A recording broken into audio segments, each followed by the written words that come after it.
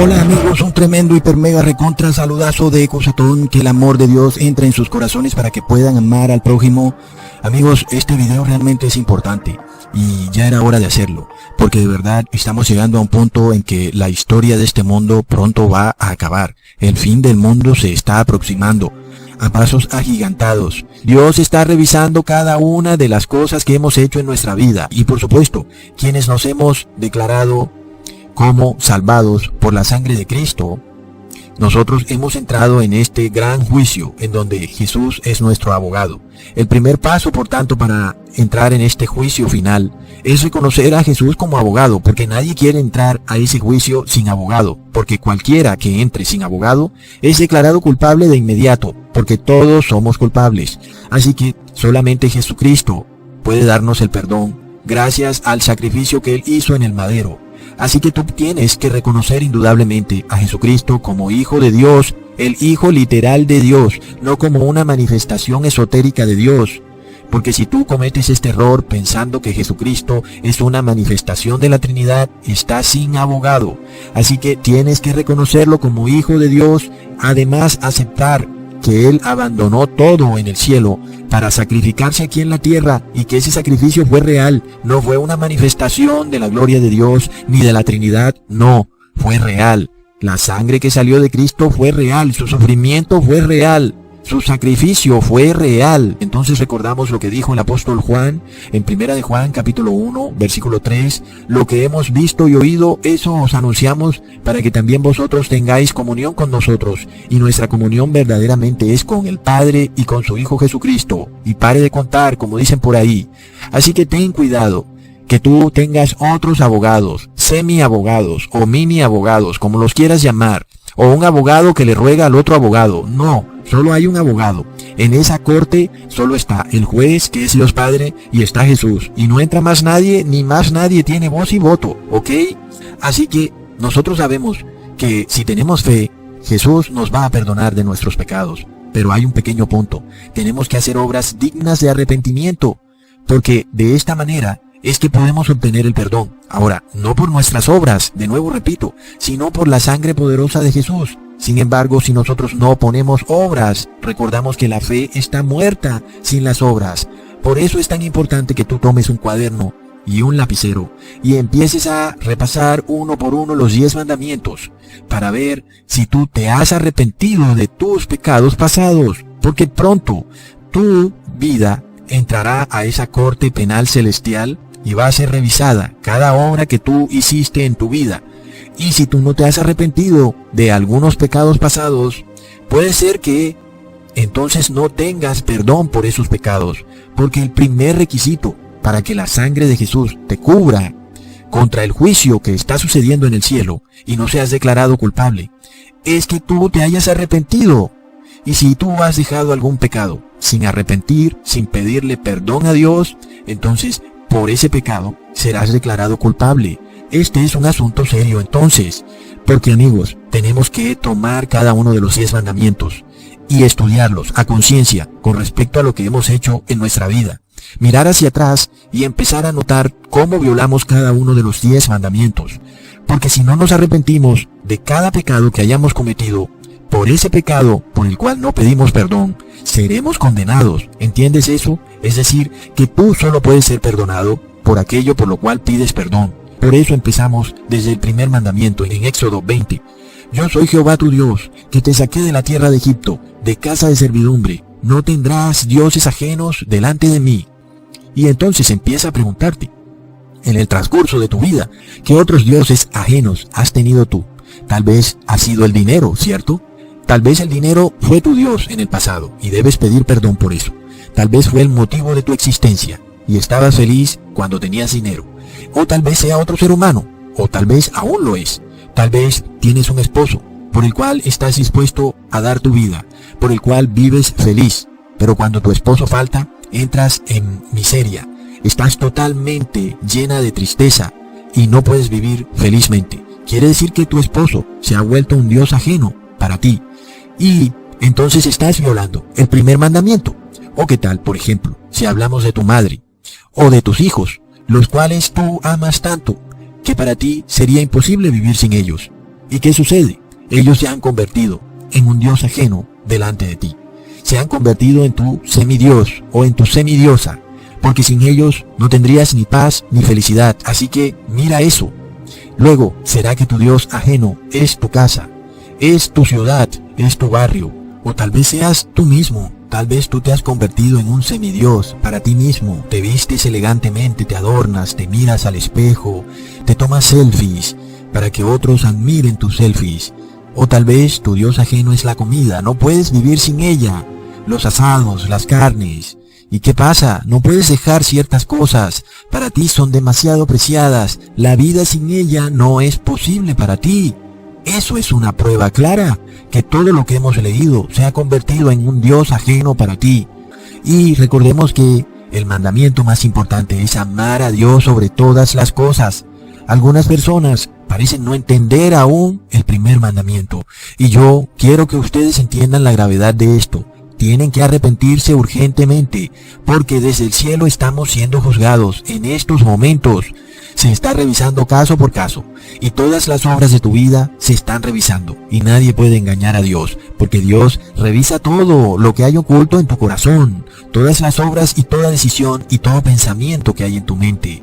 Ahora, también tienes que mirar dónde está tu temor, porque te digo que donde esté tu temor, ahí está tu Dios. Y dime a qué le temes y yo te diré cuál es tu Dios. Por supuesto que tu temor debe ser solo para Dios. Luego leemos el segundo mandamiento. No te harás imagen, ni ninguna semejanza de lo que está arriba en el cielo, ni abajo en la tierra, ni en las aguas debajo de la tierra. No te inclinarás a ellas, ni las honrarás, porque yo soy Jehová tu Dios fuerte, celoso, que visito la maldad de los padres sobre los hijos hasta la tercera y cuarta generación de los que me aborrecen, y hago misericordia a millares, a los que me aman y guardan mis mandamientos. Es tremendo, amigos. Este es otro mandamiento muy violado, no solo por los católicos, sino también por los evangélicos, por toda la cristiandad. Ya buscaste por toda tu casa, y si aún tienes imágenes de idolatría, no solo las que estén colgadas en la pared, sino que a veces están guardadas en los cajones. Inclusive no nos acordamos, pero ahí están. Y eso es anatema a Dios. Si están por ahí, escondidas en tus cajones, tienes que sacarlas de ahí. Toda imagen idolátrica que esté en tu casa, tienes que sacarla de tu casa. Ahora, supongamos algo. Hay cuadros en tu casa. Si tú los pusiste, pues tú quítalos. Pero si otro los puso, déjalos, porque donde otro no son tuyos. Ahora, ¿qué tal si son fotos de familiares? Pues peor aún, es idolatría. Es que es lo mismo del primer mandamiento. Es que nosotros tenemos la tendencia a idolatrar a nuestros familiares. Y entonces es por esto que hacemos de ellos un Dios ajeno. No podemos vivir sin ellos y nuestra vida se hace miserable, totalmente miserable, si ellos no están con nosotros. Y eso es un Dios ajeno. Ahora, supongamos que no son fotos de familiares, sino que son fotos tuyas propias. Aún peor, es idolatría. Ahora, supongamos que tienes en tu casa fotos o cuadros colgados de personas que murieron, fallecieron. Ya sea que sean familiares tuyos o que sean inclusive familiares de otros, como por ejemplo María, que según la carne fue madre de Jesús. Sin embargo, María reposa en su tumba, esperando la resurrección de los muertos. Y asimismo, cualquier persona que murió está en su tumba. Y por tanto, no tiene lógica que andes poniendo fotos de estas personas que ya fallecieron en las paredes de tu casa. Esto es idolatría. Cualquier imagen de cualquier persona muerta o viva colgada en una pared o en tu billetera es idolatría. Amigos, de nuevo, si, por ejemplo, tú tienes en tu billetera billetes y en los billetes hay imágenes, ¿esas imágenes las pusiste tú en los billetes? No, ¿verdad? Entonces no te pertenecen a ti, son de otro y el pecado es de otro. Tú puedes tener el billete en tu billetera porque tú no les pusiste imágenes a los billetes. El que se las puso es el que tendrá que vérselas con Dios. El pecado no es tuyo. Hablamos en este mandamiento específicamente de lo que tú haces, de las acciones que tú tomas. Tú mismo cuelgas un cuadro en la pared, la idolatría es tuya. Tú mismo tienes imágenes en tu billetera, la idolatría es tuya. Así que hay que despojarse, amigos, de toda idolatría. Pero aún, el mismo gobierno pone en la identificación la foto tuya. ¿Pero la pusiste tú? No, porque si fuera por ti, tú no pondrías la foto. Muchas personas no quieren mostrar la foto de su identificación. Es el gobierno el que lo exige. Así que tú estás libre de ese pecado. Muchos piensan que una imagen puede ser solo física. Pero también una imagen de idolatría puede ser espiritual, puede ser en la mente, cuando tú te haces una imagen en tu mente, aun y cuando no está físicamente. Ahora, miremos algo. Cuando tú reposas en domingo, obviamente te estás haciendo una imagen espiritual del sol, porque finalmente en la Biblia ni siquiera aparece la palabra domingo, ni siquiera aparece la frase primer día de la semana, y tú estás reposando en un día que nada tiene que ver con Dios, pero que sí, en el pasado tiene que ver con la adoración al sol. Así que aunque tú no tengas la imagen del sol colgada en la pared en tu casa, y tú digas, oh, yo no estoy violando el segundo mandamiento, sí lo estás violando porque espiritualmente sí tienes la imagen colgada en tu corazón, y entonces sí estás violando el segundo mandamiento, y no tienes abogado, y el juez te va a condenar. Ahora, no digas, por ejemplo, que las imágenes no son Dios, y que por eso tú puedes tenerlas, porque es lo mismo que Dios te dice. ¿Para qué tienes imágenes si no son Dios? No pueden oír ni ver. Entonces, ¿para qué las tienes? Si tú cuelgas fotos de tus familiares, ellos no pueden ya ni oír ni ver porque están muertos en su tumba. Entonces, ¿para qué los miras? Ya están muertos. Ahora, somos los vivos los que tenemos que salvarnos. El que murió, ya nada podemos hacer por él. Nuestras oraciones son obsoletas porque ya esa persona hizo hasta lo último que pudo haber hecho. Sea que se arrepintió o no, nadie lo sabe, pero el caso es que está muerto. Sin embargo, los vivos son los que hoy mismo, hoy, tienen que arrepentirse, porque nadie tiene comprado el día de mañana. Cualquiera cae muerto de un infarto o una maceta le cae en la cabeza y ahí fue. Así que hay que arrepentirnos hoy, amigos, porque la corte penal celestial entró en juicio. Luego, vamos al tercer mandamiento. No tomarás el nombre de Jehová tu Dios en vano, porque no dará por inocente Jehová al que tomare su nombre en vano. Y muchas personas dicen palabras como ay Dios, o por Dios, o cuando se despiden dicen adiós. Eso está mal, porque hay un solo Dios, y no hay más dioses en el mundo, sino Dios. Así que no digas adiós para despedirte, ni por Dios para impresionarte, ni Dios santísimo cuando estás discutiendo, porque no se debe tomar el santo nombre de Dios en vano. Pero ese mandamiento no llega hasta ahí. Tú tomas el nombre de Dios cuando te haces cristiano, y cuando posas como cristiano ante las demás personas. Las demás personas piensan que tú como cristiano eres una persona que no vas a mentir, que no vas a robar, que no vas a decir groserías. ¿Y qué pasa? Haces esas cosas y mucho peores. Entonces tú tomas el nombre de Dios en vano. Ahí violas ese mandamiento tremendamente. Cuando las demás personas, viéndote cristiano, se dan cuenta que tú eres más malo que aquel que no es cristiano. Por ejemplo, tú dices groserías y eres cristiano, estás tomando el nombre de Dios en vano. Porque con la misma boca con la que tú supuestamente alabas a Dios, con esa misma boca dices groserías. Es blasfemia a Dios. Estás tomando el santo nombre de Dios en vano. Y es que la gente piensa que tú eres cristiano, pero resulta que tú actúas como demonio. Entonces, por ejemplo, tú eres cristiano y luego las personas te ven tomando cerveza o cualquier bebida alcohólica. Estás blasfemando el santo nombre de Dios y estás violando el tercer mandamiento. Tomas el nombre de Dios en vano, porque tienes apariencia de cristiano, pero actúas como demonio. Ahora, tú mientes, por ejemplo. Ahí también tomas el nombre de Dios en vano, porque Dios es espíritu de verdad, y tú supuestamente tienes el espíritu de Dios, pero he aquí que tú mientes, y las personas se dan cuenta que tú mientes. Entonces, tomas el santo nombre de Dios en vano. Cuando tú peleas con tu vecino, insultas a otro, actúas mal con las otras personas, tomas el santo nombre de Dios en vano. Cuando no das diezmo, tomas el santo nombre de Dios en vano, porque tienes apariencia de cristiano, pero no estás dispuesto a apoyar a tu propia iglesia. Es una contradicción, es blasfemia al nombre de Dios. Ahora sigamos con el cuarto mandamiento. Acuérdate del día de reposo para santificarlo. 6 días trabajarás y harás toda tu obra, mas el séptimo día es reposo para Jehová tu Dios. No hagas en él obra alguna, ni tu hijo, ni tú, ni tu hija, ni tu siervo, ni tu criado, ni tu bestia, ni tu extranjero que está dentro de tus puertas. Porque en 6 días hizo Jehová los cielos y la tierra, el mar, y todas las cosas que en ellos hay, y reposó en el séptimo día. Por tanto, Jehová bendijo el día de reposo y lo santificó. Sí, amigos, a Dios no le gustan los flojos. La mayoría de las personas en el mundo se han hecho flojas, por eso hay tanta pobreza en el mundo. Inclusive, los ricos también son flojos, porque no tienen que trabajar para vivir. Y recordemos que el mandamiento dice que trabajarás 6 días. No dice que trabajarás ni 5 ni 4 días, sino 6 días. Si tú tienes otros días de fiesta, además del día de reposo, entonces tú estás violando ese mandamiento. Recordemos que Dios dice 6 días trabajarás, ¿ok? Debes reposar solo un día. Entonces todo este tema de días de fiesta que hay en el mundo es idolatría, por supuesto. Es violación al cuarto mandamiento. Luego, vamos al día de reposo. Sabemos que cae en el séptimo día, y sabemos que el séptimo día, según nuestro calendario, cae en sábado, porque siempre ha caído en sábado. Luego, el sábado, por tanto, es el día de reposo, porque si Jesús es el Señor del sábado, entonces, ¿quién es el Señor del domingo? Una cosa sí sabemos, no es Jesús, porque Jesús es el Señor del sábado. Si dedicaste el sábado para irte de fiesta, para ver televisión, para irte a paseos, para dedicarlo a tu propia voluntad, lo cual es contrario al mandamiento.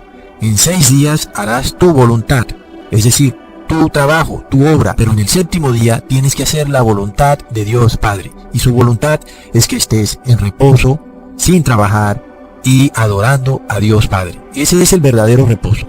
Y si no has hecho esto en el pasado, da frutos dignos de arrepentimiento y pídele perdón a Dios de esto en el nombre de Jesús, para que estés libre de todos esos pecados que pudiste haber cometido en el pasado.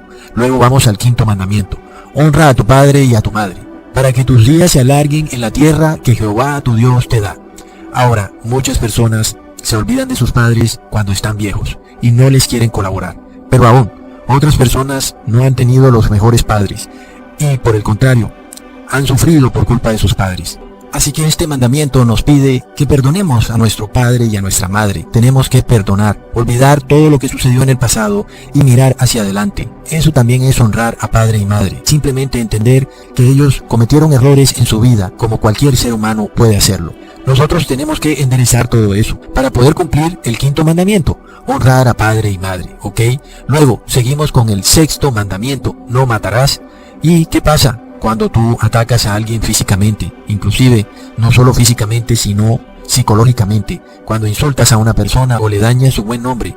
Inclusive, si esa persona en realidad es mala y tú piensas que se merece que se hable mal de esa persona. Pero ¿qué pasa cuando tú, con tu lengua, destruyes aún más a esa persona, haciendo que para esa persona sea aún más difícil liberarse del pecado? Esto también está mal, cuando hablamos de otra persona, sin importarnos lo que nuestras palabras signifiquen para aquella persona cuando se entere. Muchas veces hablando a espaldas de esa persona, destruyendo su carácter, destruyendo su buen nombre. Pero aún, también es posible que hemos actuado en omisión, es decir, que a pesar de que nosotros mismos no hemos matado a nadie con nuestras propias manos, porque sabemos que está mal hecho y que es un pecado grave, aún con nuestro silencio también podemos incurrir en ese pecado. Se llama pecado por omisión. Ocurre, por ejemplo, con el aborto, cuando hoy en día tenemos tantas herramientas a nuestro alcance para mandarle un mensaje de Twitter a nuestro gobernante, o por Facebook, o en su canal de YouTube, diciéndole esas leyes que han aprobado son leyes diabólicas y que están encaminadas simplemente a asesinar a bebés indefensos en el vientre de su madre. Así que ese es un pecado por omisión, del cual tenemos que arrepentirnos y también hacer frutos dignos de arrepentimiento. Así que también se peca por omisión y por acción. ¿Ok? Entonces vamos al séptimo mandamiento. Muchas personas me han pedido que hable sobre el divorcio, pero sucede que todo depende muchas veces de cuándo conoces tú a Jesús en tu vida. De eso depende tu arrepentimiento. Obviamente una persona que no ha conocido a Jesús está en pecado y sigue cometiendo pecado y luego se arrepiente. Entonces tiene que dejar de pecar. Bajo ese punto de vista, muchas personas están cometiendo adulterio y luego conocen a Jesús y tienen que parar de cometer adulterio. Entonces hay una diferencia de cómo se mira este pecado dependiendo de cuándo conoces tú a Jesús. Porque, por ejemplo, te diré algo, una persona es muy adúltera y de repente conoce a Jesús y deja de ser adúltera. Lo otro que ocurre con este mandamiento, el séptimo mandamiento, es que hoy en día las personas piensan que solo se casan cuando van a una iglesia, y eso es un tremendo error. Las personas se casan, el hombre y la mujer se casan, cuando se convierten o se unen en una sola carne. Ahí en ese momento se casan. Quiere decir que tú no necesitas ir a una iglesia para casarte con una mujer si eres hombre, o para casarte con un hombre si eres mujer. Simplemente solo es que se cumpla que dos personas del sexo opuesto se unan en una sola carne y ya están casadas. Y bueno, amigos, este séptimo mandamiento es para hablar por horas, porque no se comete adulterio solamente físicamente, como sabemos, sino que también con nuestros ojos, mentalmente. ¿Y qué pasa cuando prendemos la televisión y aparece esta mujer hermosa en bikini o como sea que la muestren? Porque esta gente se la gasta y muchas veces lo vemos sin querer. ¿Y qué pasa? Estamos cometiendo adulterio. Lo mismo, por supuesto, puede suceder también para una mujer que prende el televisor y sale un hombre en bikini o qué sé yo. Entonces se comete adulterio muchas veces a través de la televisión, por lo que no deberíamos ver televisión. Realmente es muy peligroso porque nos incitan a violar la ley de Dios. Lo mismo sucede cuando vemos películas, y es que tú te puedes sentar a ver una película y luego viene la escena, y entonces ¿qué pasa? Nos muestran una escena y tenemos que verla porque estamos viendo la película, entonces estamos violando el séptimo mandamiento. Así que también sucede que de la manera como nosotros vestimos, también incitamos a otro a cometer adulterio, lo cual también está mal. Es por esto que hay que vestirse recatadamente y además tratar inclusive de no ir ni siquiera a las playas. Luego sigue el octavo mandamiento: no hurtarás. Este es otro mandamiento para hablar por horas. Resulta que las personas le han robado al hombre, o lo que es peor aún, le han robado a Dios. Mucha gente no roba porque es delito y se va a la cárcel, pero sí le roban a Dios, sabiendo que en este mundo no hay ningún gobierno que los condene por robarle a Dios. Pero además, otros sabiendo que sí pueden robar cosas pequeñas, o pueden robarle a su socio, o pueden estafar, y muchas veces eso entra como en una línea en la que no se sabe si fue robo, o fue estafa, o fue error, o qué fue lo que sucedió, y realmente hay personas muy astutas, capaces de robar a otras personas, y parece que no fue un robo, sino que fue un error. En fin, finalmente aquella persona que actuó de esa manera, la única forma que tiene para arrepentirse es devolviendo lo robado. Así que este mandamiento también es muy delicado. Resulta que tú robas algo y quieres arrepentirte, la única manera es que devuelvas lo que robaste. De lo contrario no es posible. Y es que si te pones a pensar, si tu corazón se aferra a lo robado, pues ¿cómo puedes ser perdonado? Tienes que devolver lo que robaste. Peor aún, ¿qué tal que le hayas robado a Dios y aún te aferras a aquello que le robaste a Dios? Pero eso que le robaste a Dios, por definición propia, no es tuyo. Tienes que devolvérselo. Lo mismo a cualquier ser humano. Por lo cual, para arrepentirte, tienes que devolver lo robado. Ahora, hasta el ladrón más ignorante, cuando lo atrapan, lo primero que hace es devolver lo que robó. Y luego pues la justicia lo termina liberando porque, pues ¿de qué lo va a condenar si finalmente le devolvió al dueño lo que había robado? Pero resulta que el que pretende ser cristiano quiere que Dios lo perdone sin él devolver lo robado. Entonces no es posible, amigos. Y tú dirás, oh no, pero eso está muy difícil. Y yo te pregunto, ¿difícil? ¿Difícil que devuelvas algo que no te pertenece y que tú lo robaste sin ningún pudor? Si tú aún no entiendes eso, es porque en realidad no quieres arrepentirte. Noveno mandamiento: no hablarás contra tu prójimo falso testimonio. De nuevo tenemos el problema de el chisme, hablar de otra persona, calumnias, mentiras, y eso está mal. Recordemos cómo nuestro Señor Jesús fue calumniado, se le inventaron una cantidad de chismes, todo era mentira y no le encontraron ninguna prueba, pero finalmente el daño estaba hecho y ya lo habían agarrado e igual lo condenaron. ¿Por qué? Porque las personas van llenándose de odio y de animadversión, basados en falsos rumores, falsas calumnias, y finalmente, aun y cuando se compruebe que todo era mentira, ya el corazón está lleno de odio, y es algo que los verdaderos cristianos vamos a tener que vivir en carne propia, cuando de nuevo nos calumnien, y de hecho ya lo han hecho. Por ahí un pastor me ha calumniado terriblemente, ha dicho cualquier cantidad de locuras, y finalmente lo dijo sin ninguna prueba. ¿Y qué pasa? Tal vez hasta algunas personas se lo hayan creído. Luego sigue el 10º mandamiento: no codiciarás la casa de tu prójimo, ni su mujer, ni su siervo, ni su criada, ni su buey, ni su asno, ni cosa alguna de tu prójimo. Y es que nuestra sociedad está basada en la codicia, en la envidia. Las personas se acostumbran a codiciar algo de su vecino o de su vecina, y hasta quieren vestirse igual como se viste la otra persona, y de repente todo el mundo termina vestido de la misma manera, porque todos tienen este pecado. Todos son codiciosos, y hasta que no tengan lo que el vecino tiene, no están contentos. Y por eso es que Facebook ha tenido tanto éxito. Facebook en realidad es un antro de la codicia, donde cada persona se entra a ver la vida del otro, para codiciar lo que esa otra persona tiene. Pero es el pecado de la envidia llevado a su máxima expresión. Recordemos lo que dice Mateo 3, versículo 8. Haced pues frutos dignos de arrepentimiento. Y dar fruto no es decir, oh no, yo me arrepiento, sino resarcir los daños causados. Ponernos manos a la obra, remediar toda esa indiferencia, omisión, todo acto torcido que hayamos hecho. Y por esto recordamos a Santiago 4, versículo 8. Acercaos a Dios y Él se acercará a vosotros. Pecadores, limpiad las manos, y vosotros los de doble ánimo, purificad vuestro corazón. Así que de eso se trata. Limpiar nuestras manos significa limpiarnos de pecado. Por esto leemos en Hechos capítulo 17, versículo 30. Pero Dios, habiendo pasado por alto los tiempos de esta ignorancia, ahora manda a todos los hombres en todo lugar a que se arrepientan. Amigos, a esto nos manda Dios, a que nos arrepintamos hoy.